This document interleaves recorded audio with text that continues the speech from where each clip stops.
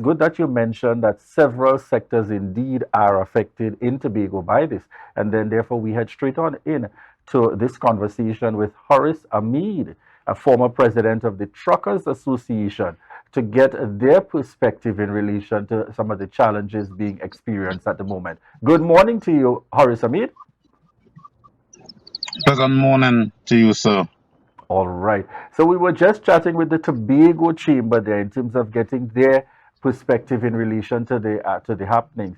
And now we want to get from you what has the impact, and been in terms of the challenges that are currently faced by the Truckers Association with given what's happening now with the Cabo Star and the Port Authority. Well, look, okay, it's dire, right? The situation needs to be, something needs to be done and done soon. But to get a vessel will take a couple weeks or couple days or couple months to get a vessel in here. So in the interim, they are trying with the Galleon Passage and the Buku Reef and the APT James. But that's like a drop in the ocean, because if you realize on the night when the Cabo Star comes in, almost 200 vehicles would come off that boat on a daily basis, right? There are not much warehouses in Tobago where things are stuck. So that is why we are facing the situation. If something happened 1, 2, 3, 4 days, and today is 2 weeks. So not having that amount of goods coming for 2 weeks, and based on the economy that is happening now, the economic situation that is happening, where some of the businesses in Tobago might not have been able to extend or stock the amount of goods, you will find that problem. But we should not have been in this situation, because since 2012, 2013, Ms. Haddad and the Truckers Association met with the Port Authority. We gave them certain information about a vessel that we need for Tobago, because one of my main things is that Tobagonians need to go to Trinidad. Tobagonians like to go to Trinidad in the night, that they could get there 4 or 5 o'clock in the morning.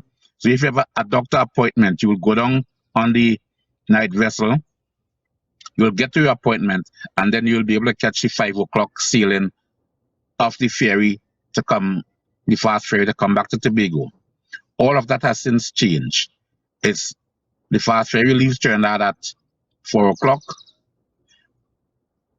It's taking at least 4 hours to get to Trinidad on the boat, so you are sitting in a vehicle from 4 in the morning, and sometimes you won't get off that boat until 10, 10:15, 10:30, and you have to be back by the port by 2:30. So it's causing the Tobagonians a lot, right? When we had the Joint Select Committee, we spoke about it. We gave them all the documents that we had about a new vessel. Minister Rohan Sinanan, when we got the 2 ferries, they promised that they're gonna build a custom built ferry, a custom built cargo vessel for the inter-island transport, because they had all the input from the truckers and everybody. And up to now, nothing has been done. So this is something that was waiting to happen. It happened now, and we realize that everybody is scrambling. But scrambling to do what? I was in Trinidad for the past 2 days, and from 1:30, 2 o'clock in the morning, trucks are heading to the port to see if they could get on the Galleon Passage. The Galleon Passage cannot take the load that is there, right? Some talk around that even they are looking around the Caribbean to see if they could locate a ship in the interim. I don't know how far that reach, but I'll continue to say we should not have been in this position at this time. If they had custom built a ferry, we had the Panorama They got rid of the Panama. They sold the Panorama. Now the Panorama is out in Greece or someplace working. And you bring in vessels here that are 30 and 40 and 40 something years old to do the same job that those vessels will be doing. We had the Superfast Galicia. Superfast Galicia, they didn't take they didn't continue the contract with the Superfast Galicia. They brought a vessel that is much older than the Superfast Galicia. So this is what is happening to us. Okay? Truckers, well, it's cutting into their daily work because you can't get back to Tobago. Yesterday evening, I was talking with a couple truckers. It's $400 a night that they're spending in a guest house in Trinidad to stay. And if you charge, when you charge for the trip, you take out your ticket money, your diesel, food. And now when you have to cater for 2 or 3 days in Trinidad in a guest house at $400 plus meals, they are literally working for nothing. Right? So this is what it comes down to. Right? So something Tobagonians have to let their voices be heard. It cannot be Horace Amede and Diane Haddad voices alone that are being heard, or at that time was being heard.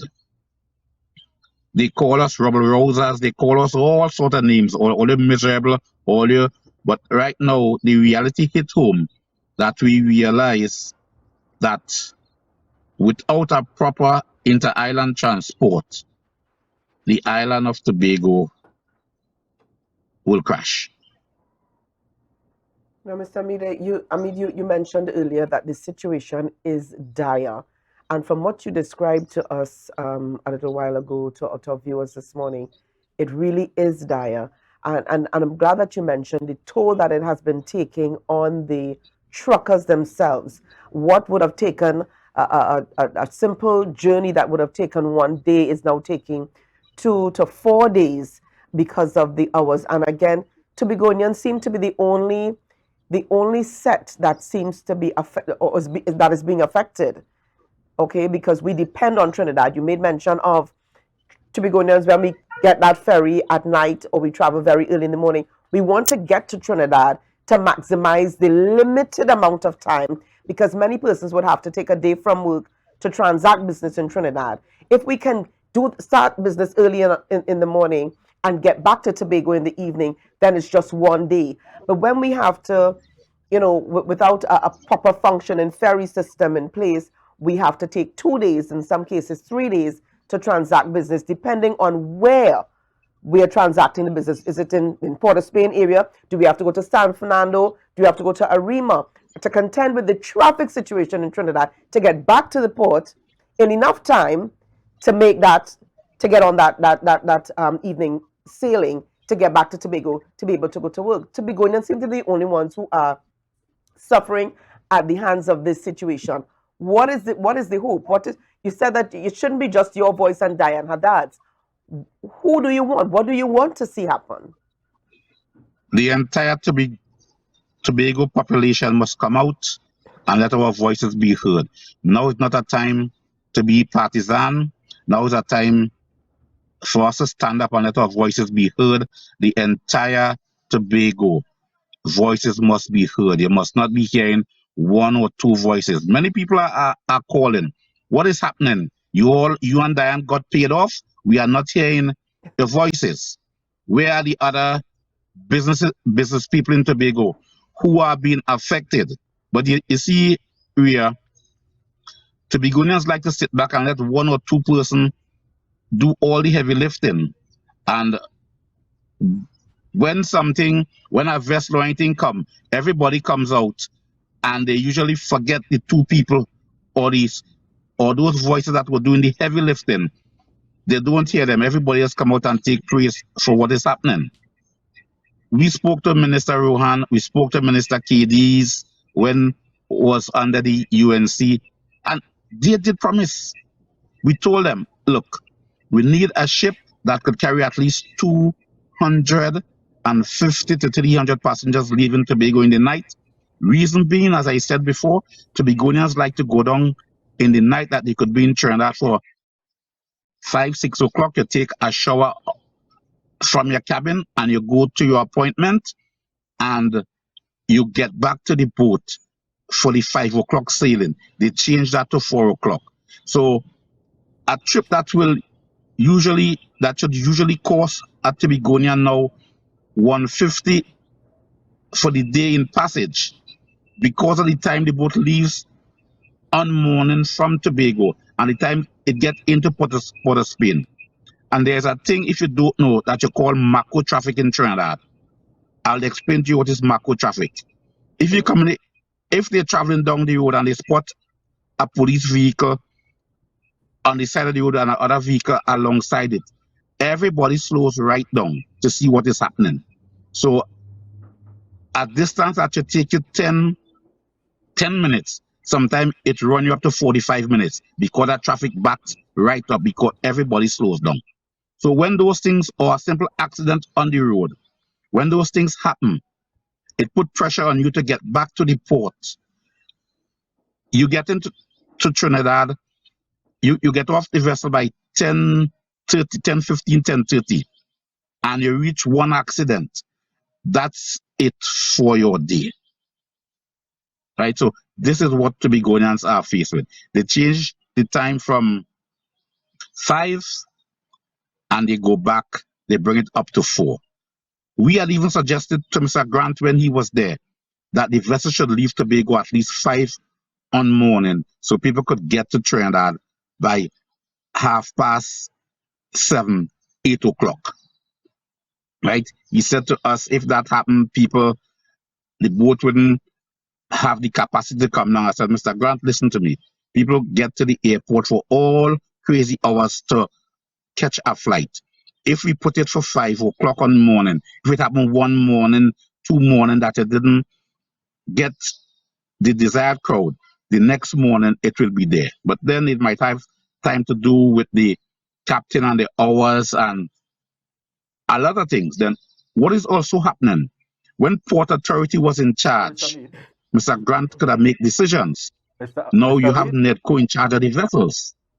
All right. So sorry about that, but we're just out of time. So we got to leave it. We got to leave it there for this morning. We want to thank you very much, Horace Amede, former president of the Truckers Association, for joining us here this morning on the Tobago Updates Morning Show. And this is our reminder to you viewers to share the live, share the live, share the live. We'll be right back.